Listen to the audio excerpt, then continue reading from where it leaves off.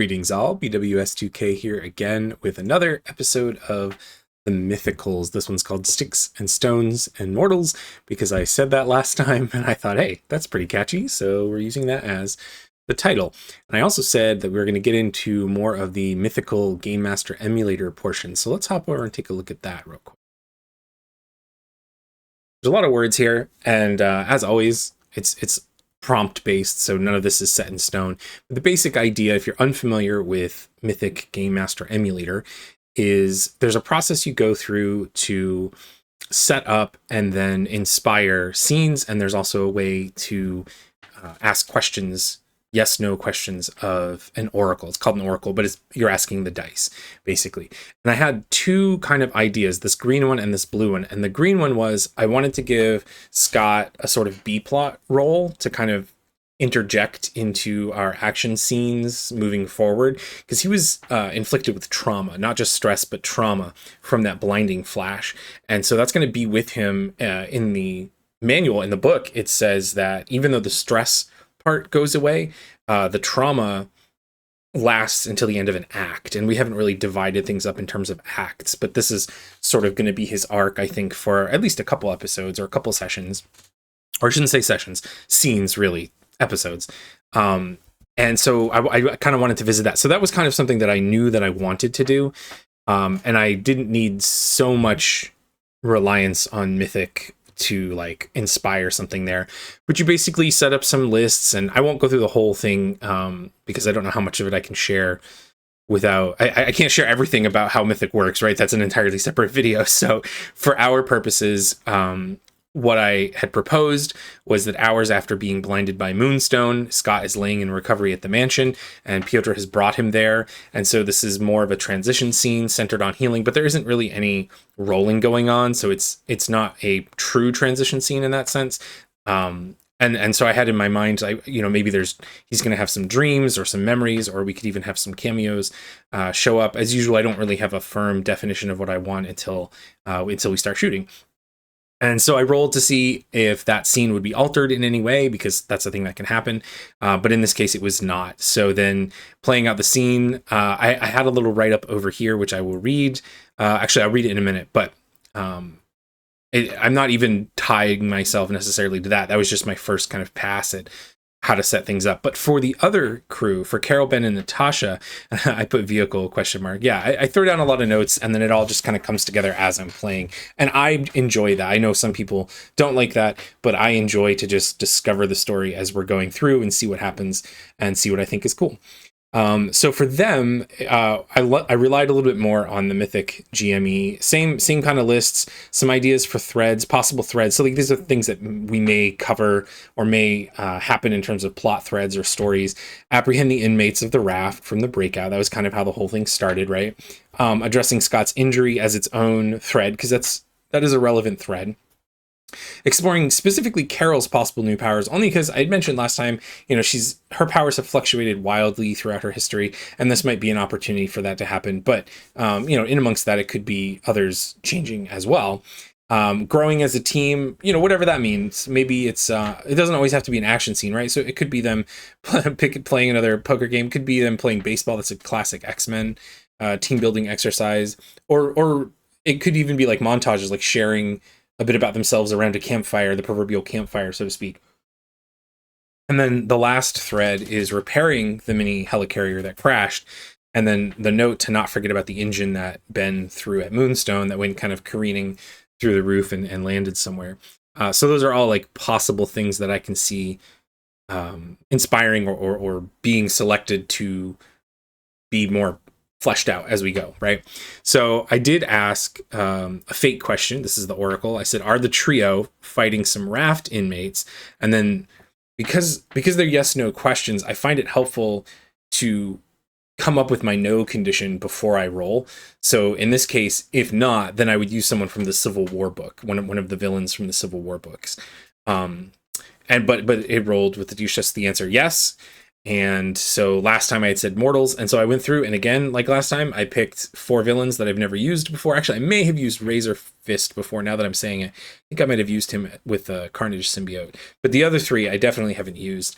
And they're for most part, mortal people. Bushwhacker has his cybernetics, and Razor Fist obviously has knives for forearms, but I mean, there's nothing super about these people. And so I thought it could be neat if they were doing a shootout at a local bank. And so then to modify it to see if this scene got altered, it was modified. And so when this particular modification happens, you kind of go to the next most likely thing. Like what's the most likely way to alter the scene? And I thought, well, so instead of a shootout at a bank, which is sort of classic, maybe these 4 characters, 3 of whom have guns on their on their sheet. Maybe they're holed up in a gun shop. Maybe that was their first stop after the breakout, was to rendezvous at this gun shop. And so now it's even worse because they've got all kinds of weapons and stuff like that. And then we'll play out the scene and then update the list. So in terms of the first piece, I wrote this sort of like stage directions sometimes. Again, it's kind of how my mind thinks, and this may, even as I'm reading it, I know there are some things that I may interject. But you open up your comic book. On the left page, we open with an exterior view of Xavier's mansion. The caption reads, 10 days post-breakout. This is hours after the last episode. Next, we see Scott Summers from above. So like aerial view from above, and he's laying on his back in the infirmary. His eyes are bandaged, and he's wearing some X-blazoned sweats, like, X-Men sweatpants, with the logo and stuff like that, right? Not in uniform. At the panel's edge, so just off panel, we can see there are figures, and we are seeing from them some muscular arms and some wheelchair wheels, and they're sort of the arms are gesticulating, and this would indicate that there's a conversation, an animated conversation that's happening just out of our view, off panel, and of course that would be the professor and Colossus, right? So over the bed is a framed autographed picture of a redhead in a green and yellow suit, right? Classic. Bring that back with the yellow mask, right? Marvel Girl. We get closer and closer to his eyes with a series of panels. Zoom, zoom, zoom. Each panel getting us closer and closer, almost like we're entering Cyclops' mind. What he's thinking, what he's dreaming. He's sedated. So that's the left page. The right page is a red-tinted collage of blurry images that fill the page. Some of these are a plane crash long ago, a burning parachute, a baseball game, a fledgling X-team, the recent helicarrier crash. This is all Scott's life up to date, major occurrences up to date. But at the center of it all, and crystal clear, not blurry at all, is a panel with Moonstone, or maybe not in a panel, just against that backdrop, is Moonstone in flight, about to do her blinding flash, right? And then we've turned the page. On the left page, we have dialogue boxes against just a flat black backdrop. I do not know, Professor. My second form is still a mystery to me in many ways. And it's kind of got that. Does his voice change when he's in? I don't think so. When he's in his steel form, not usually, I guess. Okay. Anyway, so the the accent is implied. Understood. Still, exposure to Carol's Kree energies, and what I can only assume was a massive dose of radiation of some kind, in addition to Zizaks and whatever it was Moonstone did, it very well could have affected all of you in different ways. True, it is unfortunate that only Scott would have been injured so badly, though. I suppose what I'm trying to tell you, Piotr, is that his may only be the first and most obvious injury. We'll have to wait and see about the rest of you. And it, ... right? The ellipsis sort of trails off. And I think that's all we do, but I think that's how we open the issue. And then we move on. Next, we see Carol, Ben, and Natasha speeding through the air over the city. And one of the, harkening back, I love the classic nods, right? So this is a Fantastic Car, probably designed like an earlier version of the Fantastic Car. But they're flying over the city, and their shots ringing out from below. Crack, crack, crack, crack, right? And Carol leaps out of the Fantastic Car and takes to the skies and says, I guess this is the place. And Ben sets the Fantastic Car down on the street, but Black Widow swings out and onto the roof of the building, which is a gun shop. And that's kind of like how they enter the scene. Local officers, you can see as we travel follow Ben down, we can see that there's like cordons set off and cars already pulled up and bystanders, of course, and press and so on. Local officers are already engaged, though they're largely hunkering in place because of the overwhelming firepower, and cordons have been set up, but broken windows and bullet holes litter the scene. The cars have bullet holes, no injured per se, but the front windows of the shop, which have bars on them, are also bullet holes, smashed through them, crashed through them, shot through them, however you want to say it, little fractures from where the bullets have gone through. And then, of course, on the street, the tarmac, the asphalt is kind of torn up in spots. So this has been, like an active shooting scene, right? Which does bring us into our scene proper. So we've got two scene distinctions. We've got Boomer's Bullets, I figure that's the name of the gun shop, and active crime scene, because it is ongoing. There are bystanders, there's local law enforcement, and this could both help or hinder the heroes in some way. And it's just the three of them. Sipping on my water here. It's just the three of them, Carol, Nat, and Ben. Our Doom pool, though, we carried over from last time, 2d12s and 2d8s. And our villains are Jigsaw, Crossbones, Razor Fist, and Bushwhacker. So you can see Jigsaw has guns D8, and he has an SFX that allows him to step it up or double it, and then step it back down. That is like, is it Black Widow's Electric Blast, or her Widow's Sting that does that? Yeah, you can step it up and then step it back to 2d6 until you recover it or whatever. Crossbones also has he has a crossbow, although obviously in this picture it's a gun. In a pool including a mercenary arsenal power, which is what these are, replace 2 dice of equal steps with 1 die. So, maybe there's lots of different weapons in the gun store. Though I know people do hunt with crossbows and such. It would not be uncommon to see maybe a small section of crossbows, and for that matter, knives and other sorts of things in the store. Bushwhacker, he has his weapon full auto. He can step up or double. And what's interesting is I don't know much about the character. I don't know much about any of these characters, to be honest. I know he has a prosthetic that changes, but as far as I know, the ammo has to be fed into it. So he's still reliant on ammunition being around. Of course, being in a gun store, there's plenty of that. And then Razor Fist has his forearms replaced with short blades. And he doesn't have guns, and he wouldn't necessarily even be able to use them properly, but he can focus. He has the SFX for focus with the weapon die, which in a pool including prosthetic blades, you can replace 2 dice of the same power with 1 die of +1 step, and you can also split prosthetic blades down. So the D8 can be combined with, for instance, solo. If you had a solo D8 and weapon D8, you could combine that into a single D10, or you could break the weapon down into 2d6, whatever works. Because sometimes, and that's kind of one of the trickier things about Marvel Heroic and Cortex in general, is knowing when to make the call. And I don't typically do it, but you actually can do it with specialties. You can convert Expert D6 to D8, to 2d6, or Master D10 into 2d8 or 3d6. There are times in various circumstances where it may be more beneficial to actually have, instead of 1 large die, more smaller dice, right? In number, the number of dice that you have may be more beneficial to you in whatever the circumstance may be. So we've got these guys, and they are kind of blasting out. And I think at the moment the shooting has paused as Ben lands the Fantastic Car on the street, more or less inside, kind of like in front of the police cars that have been pulled up.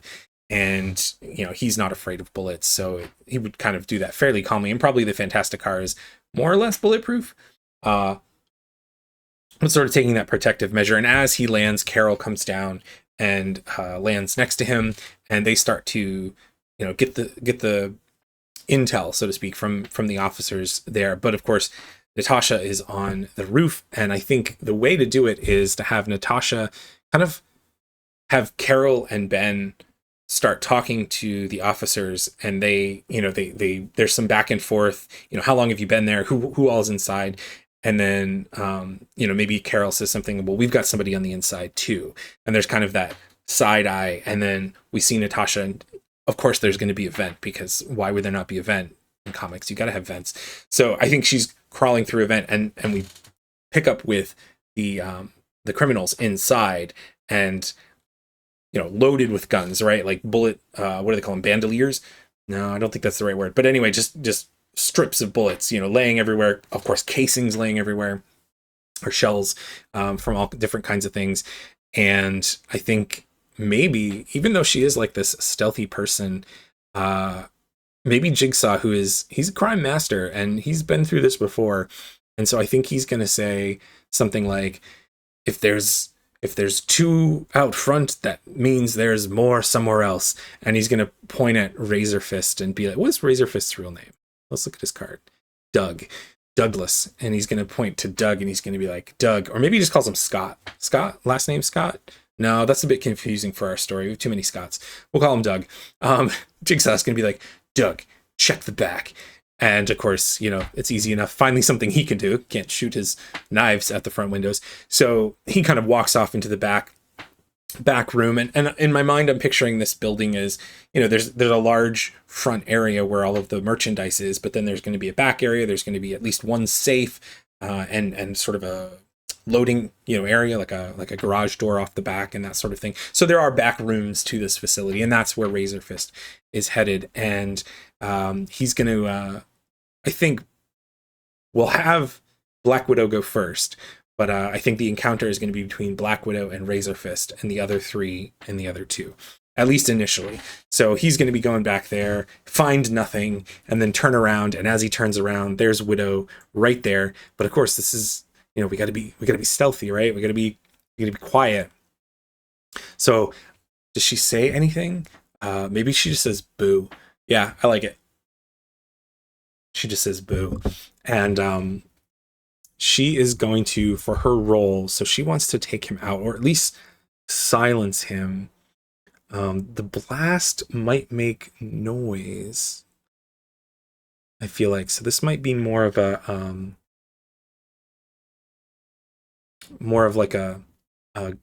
sort of grapply move like last time. Kind of like tie him up.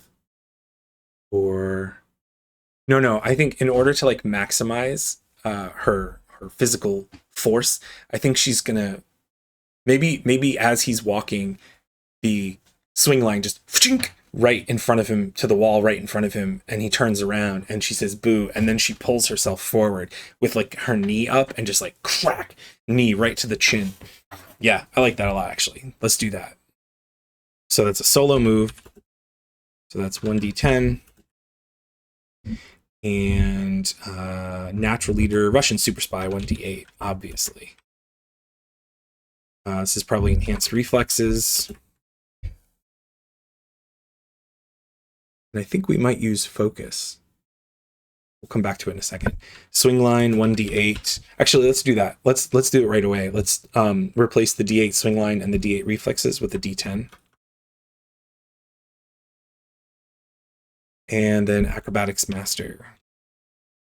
And anything else? She has one plot point. He doesn't have any stress or anything like that. 3 d10s and a d8. That's pretty good. I'm comfortable with that. So this is to do physical stress. Hey, that is good. All right, so that's total. If we do the 9 and the 8, that's 17. Let's add the 6. Let's go all in. We're going to spend our lowly plot point. We're going to add in that 6. We're going to go 9, 8, and 6. So 9 and 8 is 17 plus 6 is 23 with D10 effect. This is for P-Stress on Razor Fist. All right, hopefully that steps up and could take him out right away, which would be nice. But we'll see. So his defense is solo, but he's D8. And look no hands, killer for hire, hedonist, active crime scene, boomers, bullets.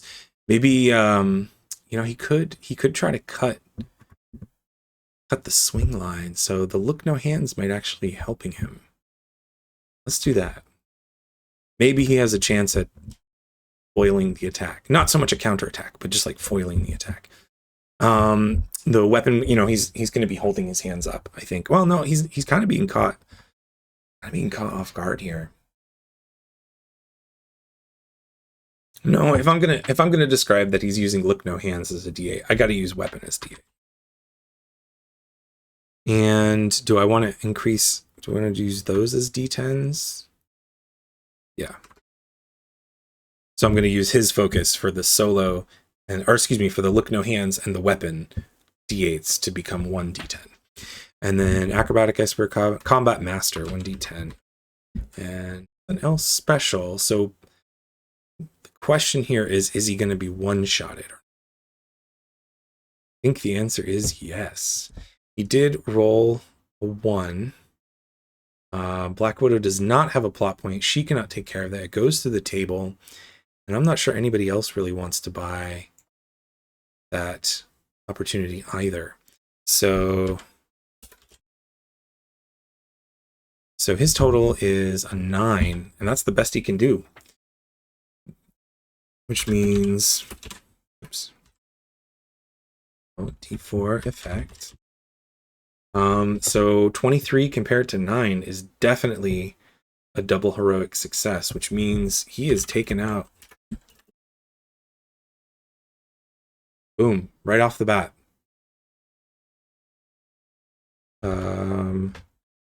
Lead in the chin.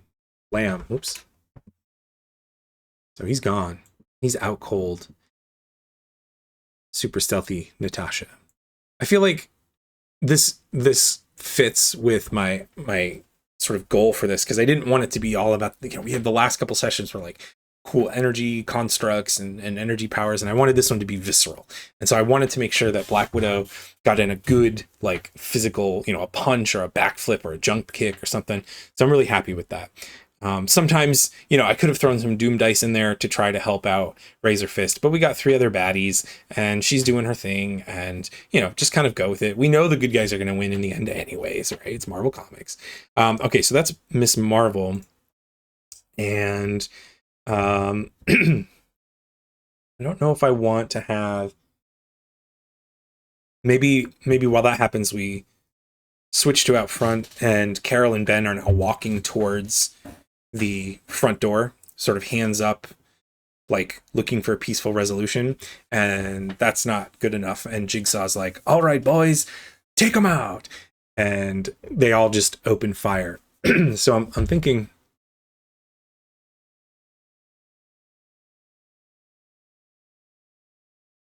rather than giving them each their own turn, we can just lend dice. So I think what I'm going to do is have... I'm not going to use crossbow. I'm actually going to use his combat master. And I'll use his weapon die. So I'm going to give these 2 Jigsaw. So Crossbones and Bushwhacker, for their turns, are going to give dice to Jigsaw. So Jigsaw is rolling a D10 from Crossbones' Combat Master, and then Bushwhacker's D8 from Weapon. And then this is a team action for Jigsaw, so he's using his team affiliation. Crime Pays, Hitman, and Sadist. I think Active Crime Scene is what we're going for here. 1d8 Active Crime Scene. I mean, it's about to be very active and loud. And then he has his own guns, which is a d8. But then it says step up or double guns for 1 action, and then step back guns to 2d6. So we're actually going to take advantage of that. We're going to step it up to a d10.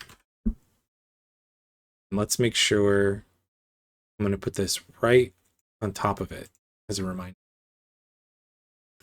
And then he has Crime Master. And I feel like this isn't, I mean, he's shooting, so it's combat in a sense, but he's basically directing his gang, So that's Crime Master. And yeah, and you know what I'm realizing? He could do this to make... Spend a d6 from the Doom Pool to step up a Crime Master stunt or resource. Okay, so not an asset. I was going to say, he could make an asset for them to use, like a, wall of lead or something like that. Okay, so he's doing this to... Oh, and you know what? It doesn't have area attack, so probably...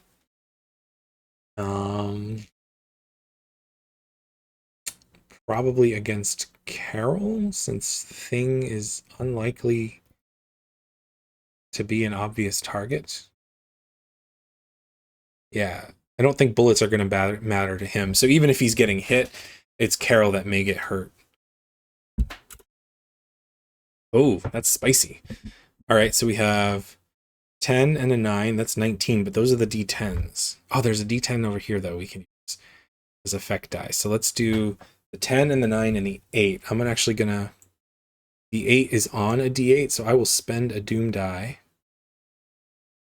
And I'm going to keep 3 dice. I'm going to keep the 9, the 10, and the 8. Jigsaw's total is 19 plus 8 is 27, right? With the D10 effect, we're going to use that first die there, that D10.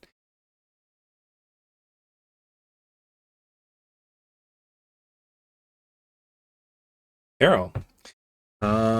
Yeah. Ooh, that's good. I like that. But, yeah, well, we'll leave the words there because maybe I'll put it over top of the thing. Remember, like, so that's that. And then I have her acting as a buddy with Thing, because it's kind of buddy-ish. But when you're defending against bullets, I think it's mostly a solo reaction. They're just walking up together. 1d8 for that. Take charge attitude as a d4. I think that may have been a little bit too bold there, so we'll give her a plot point for that. Energy blast, superhuman durability. Any SFXs? Energy, multi-power, second wind, no. And then I think combat expert. She's used to being under fire.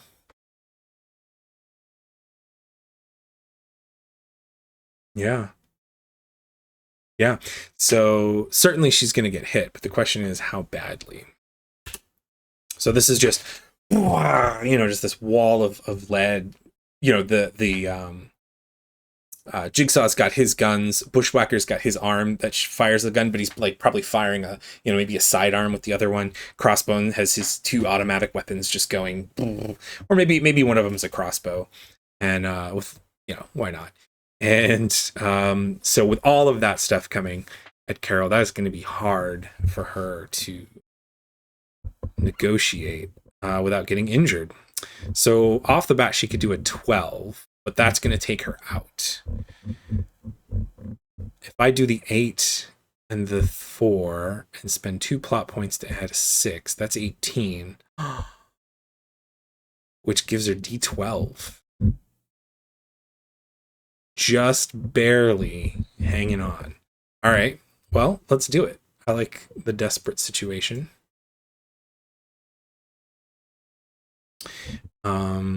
So Carol's total is going to be 12, 15, 18 with a D4 effect. She takes, so let's check. So it's a total of 27 coming in, which is 9 more than an 18. So this D10 that's coming in gets stepped up to a D12. D12 physical stress. Yikes. So maybe kind of honing in on the crossbow piece, maybe there's loads of bullets, and maybe she's expecting that her sort of Kree powers afford her a level of protection that suddenly doesn't seem to be there. And so while the bullets are maybe causing bruises, not ripping through her flesh, the arrow from Crossbones firing his crossbow, an arrow maybe goes straight through one of her, or like sticks out of her hamstring, like sticks out of her quad of one of her legs, and she just kind of like cries out in agony and drops to the ground. Yeah. Yikes. All right, let's remember that we can use her stress now. Whoops.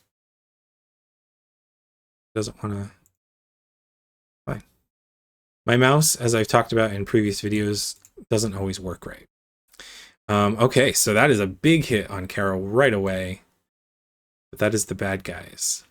So now we have Carol and we have Thing. So the bullets still hit Thing, and maybe even one of the arrows hits and just cracks, and the bullets just start kind of deflecting. But of course, he kind of would go into this defensive position anyway, in the sense of like trying to cover as much ground as possible or as much space so that the bullets are hitting him and not going into the crowd sort of around the area and behind him. So on the ground, in this panel, this probably like a triptych setup, there's just all of these bullets that have bounced off of him or impacted him and then fallen to the ground. But of course, Carol falls down and he's like, Carol! And, kind of like leans over to try to help her up, and she's all hurt.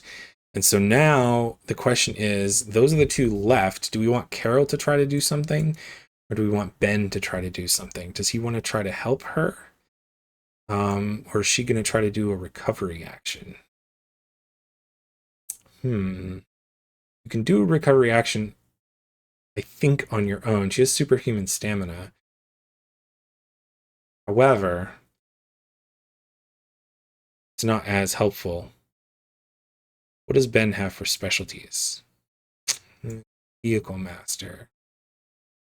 Part of me wants to have him like pick up a car and like use it as a shield in front of her so she can catch a breath. And she has second wind. Move your physical stress die to the doom pool and step up Kree genetics power. So I think that's what I'll have her do on her turn. So maybe for Ben's turn, he's gonna grab two of the nearby cruisers, right? Reach over to the side, grab two of the nearby cruisers, and one in each hand, and say, sorry, boys, gotta use your cars for a minute, and just grab them and heft them over and sort of use them to extend his reach so that effectively he is blocking a huge swath of the oncoming fire and setting the cars down in the street, one of them in front of Carol and the other one off to his other side, and sort of creating these barriers. So simultaneously protecting Carol and protecting the crowd as well. So as a role, though, I think we're going to just make it into an asset, because it's not really... Yeah, if we make it into an asset, so we can't attack the doom pool directly. Maybe, you know what? Maybe that's what he does. We say that's what he does, but then for his action, maybe he just starts barreling towards the door and crashes in, and, in that moment of crashing in, effectively pushing everyone down and putting a stop to the gunfire. So this will be like an area attack against all of them with his strength. Yeah, that makes more sense. So he does the thing with the cars, but then he just, boom, bull rushes right in, right? And that's obviously not a buddy action anymore. That is a solo action.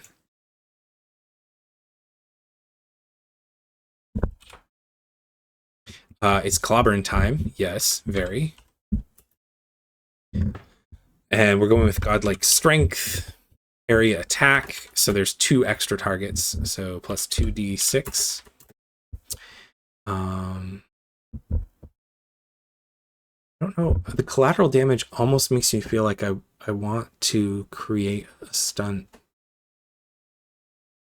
But I don't think I can create a stunt. I think I have to do it off of... Because it says instead of spending a plot point, and the only way to spend a plot point to create a stunt is to do it off of an opportunity. So that's not something I can do. Haymaker, for an action, then add the second highest die roll into the doom pool. I think that fits. So let's double godlike strength. And then we're going to have to remember to add the second highest die. I'm going to put come on now. Put a plot point right there to remind us. And don't care about that. Combat expert. I still like vehicles master, but it doesn't fit so much anymore. So 1d8 for combat master. And this will be to do physical stress to crowd. Well, 2 opportunities there. All right, I think the doom pool is going to buy those opportunities because we just spent a d8. And we'll put a d8 back in. So that's really, unfortunately, only 1 plot point that Ben gets. The idea is, if I had bought 2d6, right? Like if I bought 2 individual dice, I would give him 2 plot points. But if I add in a stepped up die, then I only have to, because I'm buying this opportunity and this opportunity is stepping it up. So since I'm only buying 1 die, he only gets 1 plot point for it.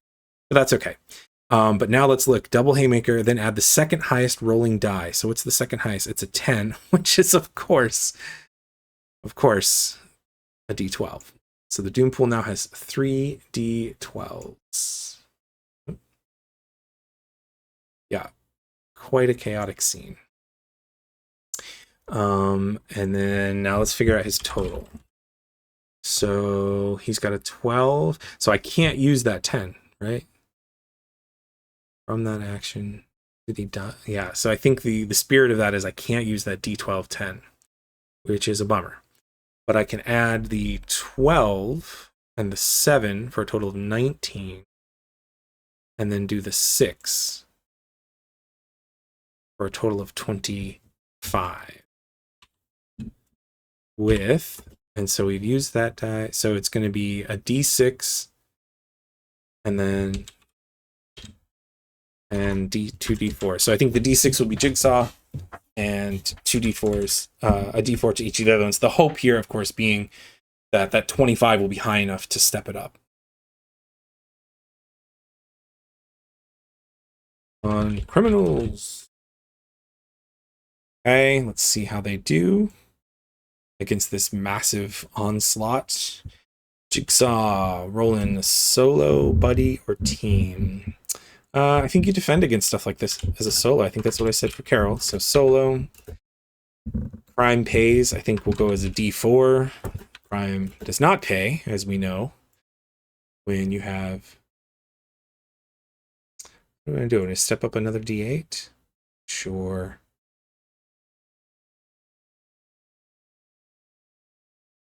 Hail of bullets is step down anyway, doesn't matter. Out of the woodwork, doesn't matter. Oh, but you know what? He did roll some 1s. He could have created a stunt. He could have created a cool stunt. Maybe the front could have been booby trapped or something. I won't do it, but it could have been a cool moment for him to take advantage of his other SFX. And then Crime Master, but this is a combat expert thing. This is getting smashed in the face with Ben Grimm. So I don't think that helps him much. So how's he do? 3, a 4, and an 8. So he can add the 8 and the 4 for 12, which is that's a double heroic. So his D6 would become a D10.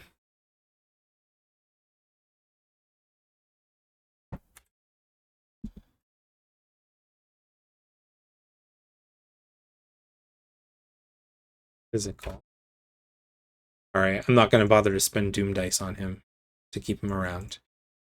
But let's remember that Hail of Bullets thing doesn't work. Crossbones. Jigsaw takes D10. I guess I should do it. Jigsaw's total is 12. The D6 effects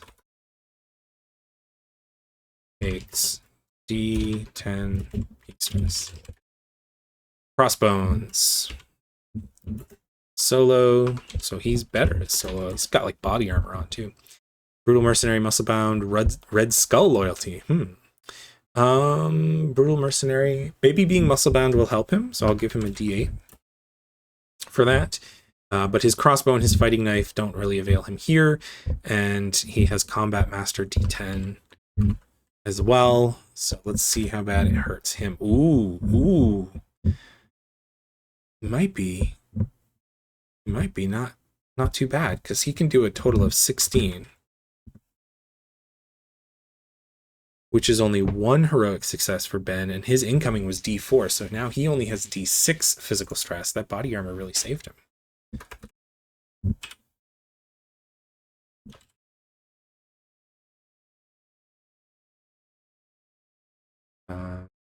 Oh, you know what? With a D8 effect, so he only takes D4 physical stress. Because his bigger effect die steps down the incoming effect die. even though he lost, he has a larger effect die. So it does help a little bit. So just a D4 physical, which is, yeah, not much. I'm pretty sure they can take D4 because these guys can take D4. So he's got D4 physical stress. So he's bruised, but not too bad. Jigsaw got messed up pretty bad. And he's already messed up pretty bad. And then for Bushwhacker, solo, family issues, obsessed, active crime scene. I think maybe it's obsessed as a D4. Just this idea that he's obsessed with firing. You know, even as Ben smashes in, he's still like shooting. The other two are kind of like doing a dodge or something like that, and he's just like still blasting away, like it's going to make any kind of a difference. All right, we have a very dangerous Doom pool here. 3d12s and 2d10s. And that is something that I do because I often forget about the Doom pool. I get wrapped up in my own stuff. Enhanced stamina weapon. We can do stamina. Stamina is usually like healing or, literal stamina. But in his case, it may represent the fact that he's trying to hold his ground a little bit, and we'll give him the combat expert. Because that is how I described what he was doing. And he also didn't roll too bad, but he did roll a 1. But nobody has plot points. Ben has a plot point, so I think Ben wants to. I think Ben wants to take advantage of this somehow. Don't know how. Well, let's spend it and just get a stunt die, and we'll cover what it does later. But that's Bushwhacker's total. Oops. W's total. So we have Black Widow and you have Bushwhacker. Both of them I went with BW. How confusing. His total is 14 with D8. Yeah, with D8. So the 14 means that the 25 is a double heroic.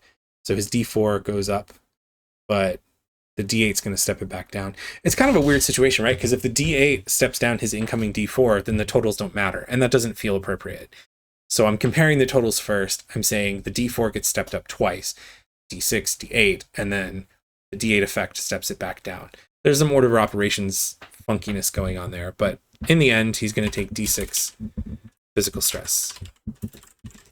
Right? D4 gets stepped up twice and then step back down. Yep. So D6 physical.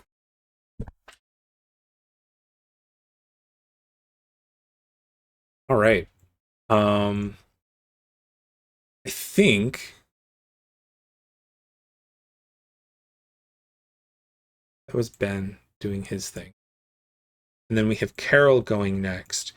I have this thought that maybe, well, let's cover it with during Carol's turn. Let's do it like that. So Carol's going to use Second Wind, and it says, before you make an action, including a Kree genetics power, you may move your physical stress die to the Doom pool and step up the Kree genetics power by 1 for this action. So I'm going to take off her stress and put a 4th D12 into the Doom pool. And step up, I think maybe her, I was going to say strength, but to have her heal, but like the Second Wind is her healing. So I'm wondering if I want to step up strength. She doesn't have area attack, so maybe energy blast? Ben is in there, and of course Natasha's in there. Doom pool is all over the place.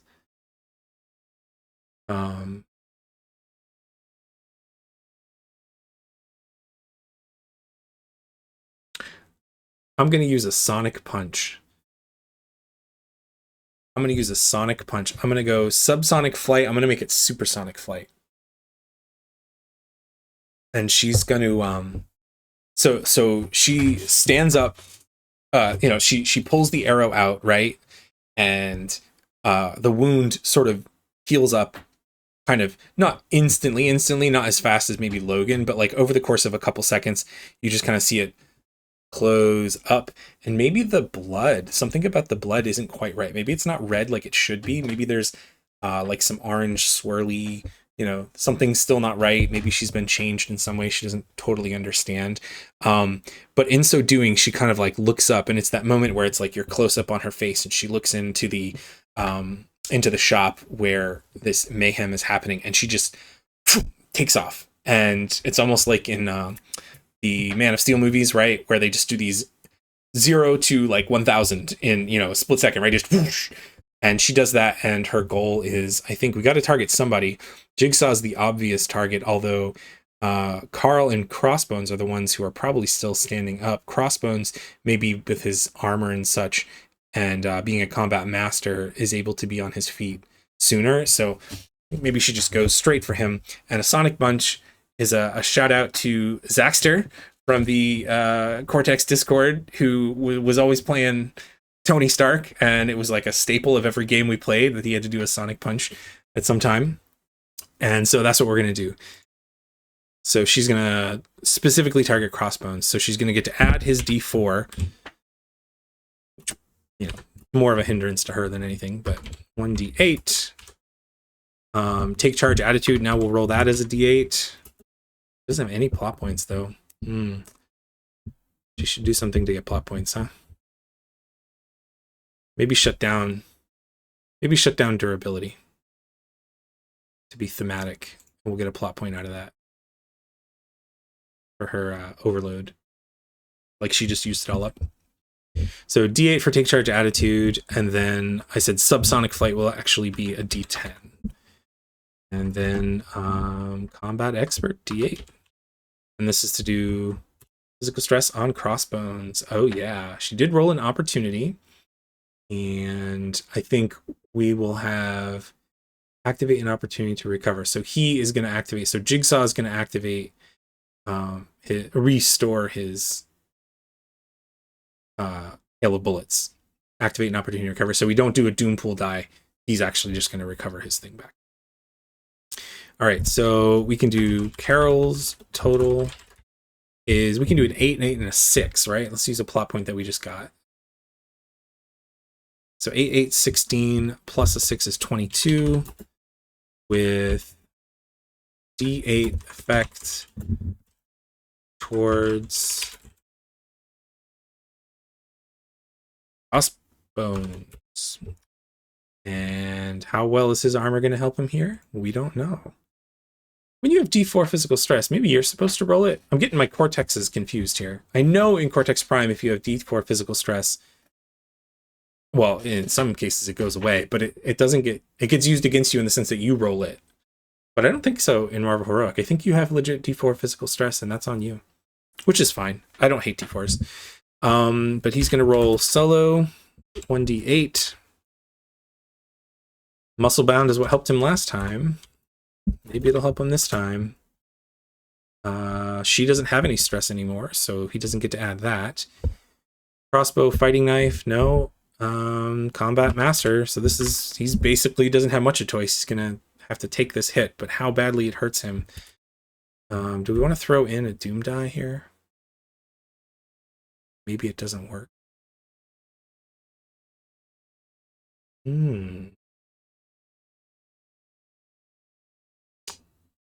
Let's throw in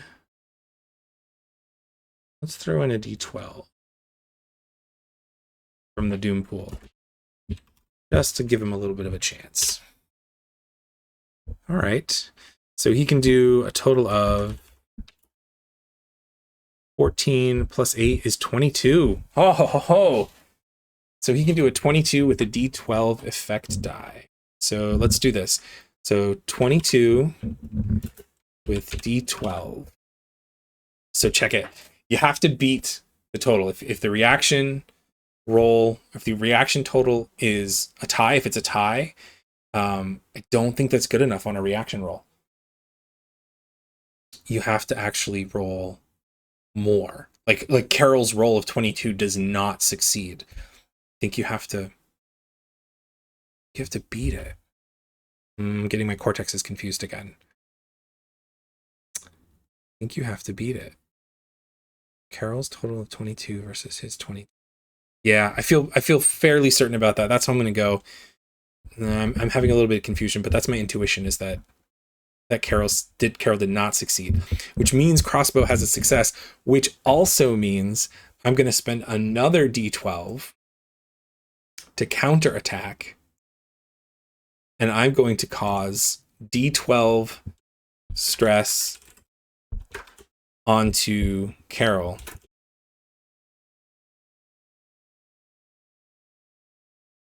All right, we know what that meant. So she just got rid of her superhuman durability, right? As a result of this healing and such. And she goes flying in for crossbones. And just as she's about to hit him, he just rips a claymore. Boom. And just big old explosion right in Carol's face, who no longer has her durability. And she is immediately slammed to back outside. But now I think Crossbones is maybe his ears are ringing a little bit from this, but he was prepared and he just whomped her bad. So we're going to pull this over here. D12 physical stress again on Carol. She's taking a beating. All right. I like that. That's a cool turn. And that's everybody's turn. So we have a lot of stuff going on here. This might be the longest video because everybody's going to get a second turn. Well, some people are going to get a second turn, but let's not forget about Black Widow. So there's lots of explosions going on. Villains are all out there. What does she have that she can do? She already took out Razor Fist. Thing is in there. Carol is not. Maybe does Thing do something? He's got this stunt die.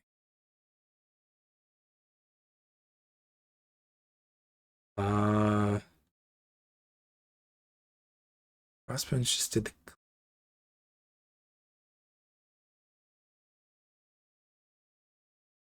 He can do area attack as well. But I kind of want to bring Natasha in.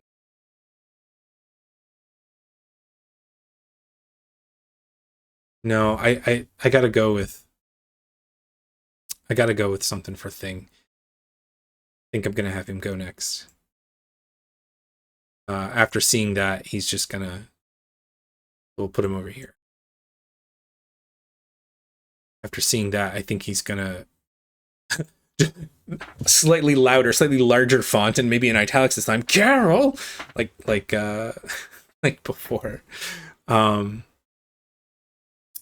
he doesn't like losing teammates. So we're going to use his stunt die. And I think Crossbow just used a claymore. So I think Ben is going to say something like, "You like explosions, do ya?" And he's going to reach over and just grab with his big old, what do you call it? Big old mitts, right? His big old hand. He's just going to reach over and he's just going to grab a handful of grenades. And he's just going to huck them right at Crossbone. Although you got to pull the pin on those. What would explode? Maybe they. Oh, okay. It's comics. They can explode. Maybe he rips them from a belt, or maybe it's C4. No, we can do better. Maybe. Oh, does he grab a bazooka? That'd be hilarious. No, but he can grab some missiles. Maybe he grabs some rockets. He grabs some rockets, like a box of rockets. He's like, "You like explosions, do ya?" And he just flings it over. Yeah, flings it over at Crossbones. Yeah, I like that. And maybe the stunt, we'll call the stunt it's exploding time. Yes, see, this is why I don't plan. If I plan ahead, I don't make myself laugh. So D6 for that, it's clobbering time, D8. And then D10 for the stunt die, which now he doesn't have any plot points either, so this is getting to be a rough situation. We're going to use, I think, godlike, feels like godlike strength counts here. And do we want to use Haymaker? I feel like, once again, that's probably good. Instead of adding, right, okay, so we don't, this wasn't his, was it? I think this was, I just pulled it over as a marker. And we remembered. But let's do it again, because this is quite a Doom pool building moment. We'll do Haymaker again. And then Combat Expert, 1d8. Oops. Oh, yeah. Look at that. D12. Oh, beautiful, beautiful. Fantastic. All right, so here's what we're going to do. We're going to give Ben 2 plot points, and we're going to step up a D10 to a D12. Then we're going to step up a D10 to a D12. I'm sure it felt good at the moment, Ben, but you have just made the situation a whole lot worse. And he's going to get 2 plot points for that. Now his total is... Oh, I didn't do the thing I wanted to do with Carol. Oh, that's fine. We can come back to it. I was going to do a flash over to something with Scott, but it's okay. We're in the moment. Ben's total, so a 6, 8, 6, and 6. So I think we want to do... we'll keep the D12 as our effect die, which means we'll add 12. We'll do 20 with D12 effect, and that's going to cost a plot point. And this is an area attack. So, well, no, you know what? It's pretty much just crossbow. That's who I was specifically calling out. So, oh, and I didn't add the D4 from crossbow. I don't think that would help us any, but we'll roll it here in a second. Oh, that's my cell phone. We'll just roll the D4, see if it was an opportunity. It was. Okay, so let's give him a plot point. The D6. All right, so Ben's total is 20, and that's basically towards crossbones. 1d8 plus 1d8 muscle bound. It's working out for him so well. Why not? Nothing from his arsenal, but combat master, and then we'll throw in a D12.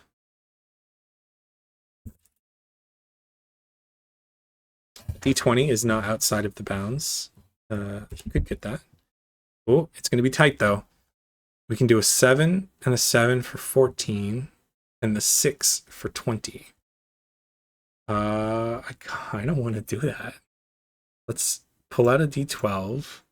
Let's do crossbones. Total is 20. So Ben fails.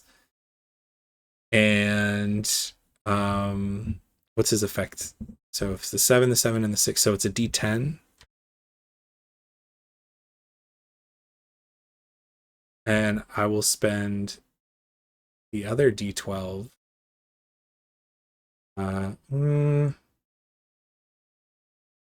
No, I don't want to spend the other D12 just yet. With 1 D10 effect. Oh, it's so tempting to throw like some emotional stress on Ben. Like it doesn't work again. Why wouldn't it work though? Why would it not work? Maybe they're duds. Maybe they just like clink, clink, clink, clink, clink, clink, clink. I mean, they hit him, right? With force. But amazingly, Crossbones' armor, he's able to roll with it and they don't explode. But now there's live rockets all over the floor. Oh my goodness, it's so tempting. Let's do it. Let's do it.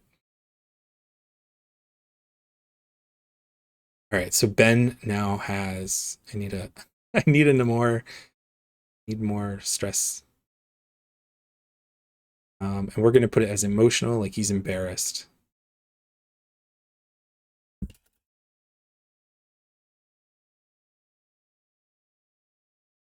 Love it. All right, well, that's Ben's move. I think maybe now it's appropriate. So now there's kind of this full page. Ben did his thing, and now it's this full page, or maybe even like this double page of Crossbones kind of on his knees, and he's looking up at Ben, and he's just like smiling as now there's live ammunition, live rockets all over the place, and he's still got his guns and he's still standing. And I think for the purposes of the scene, we'll shift over to the mansion, and we'll see Scott. But whereas before it was obviously Colossus and the professor who were there, now we have others. We have Beast.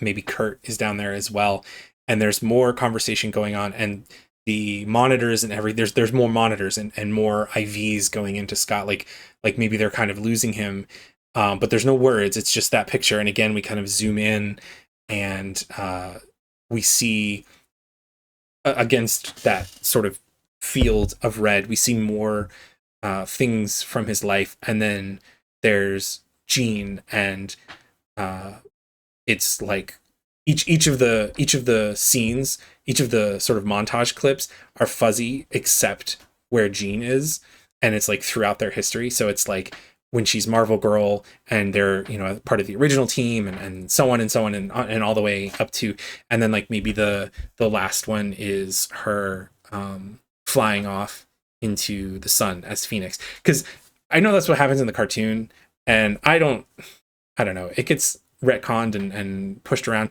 but in my mind the reason if Jean isn't here, it's because she's in the sun.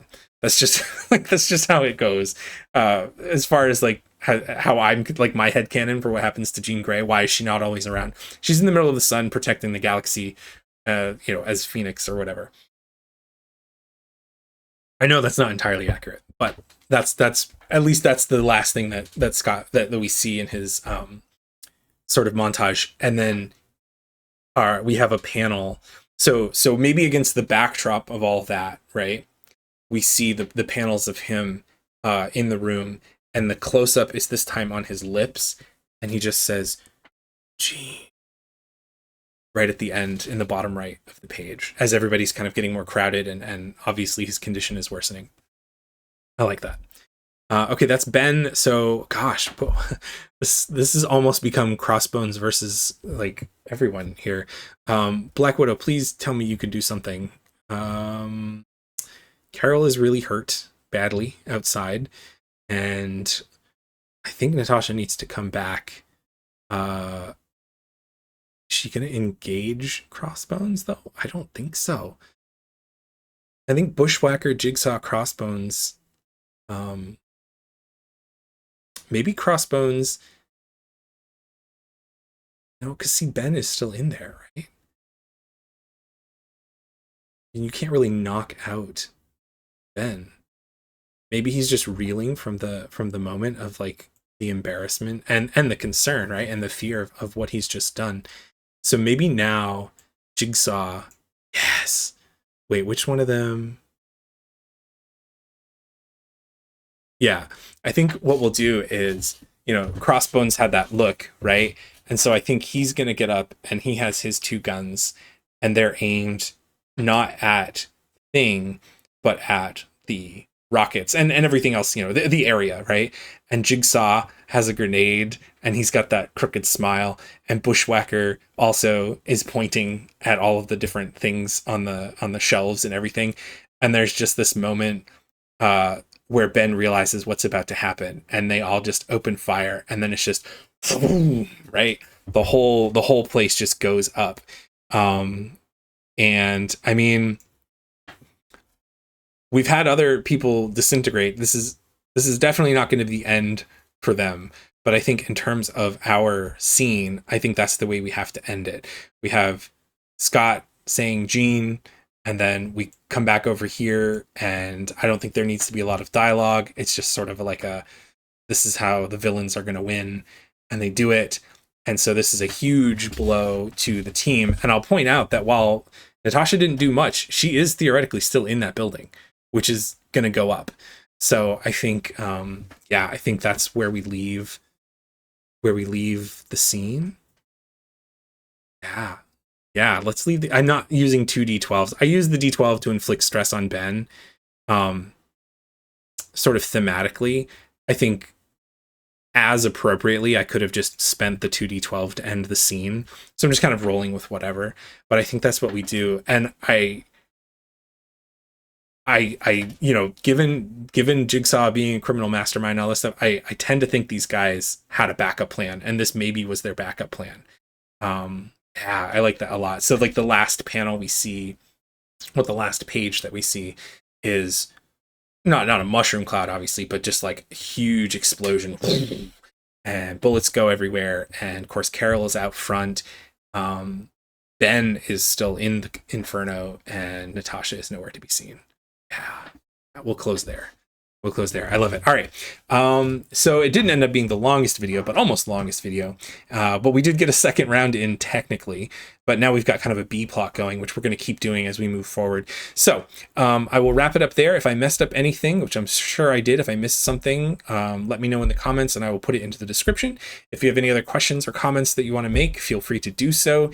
And if you have ideas about something you would like to see the team do, or another thread that you'd like to explore, let me know and we can try to work in, or a villain that you'd like to see, let me know, we can work them in. Otherwise, I think that is it for this time. So thanks for watching. Excelsior.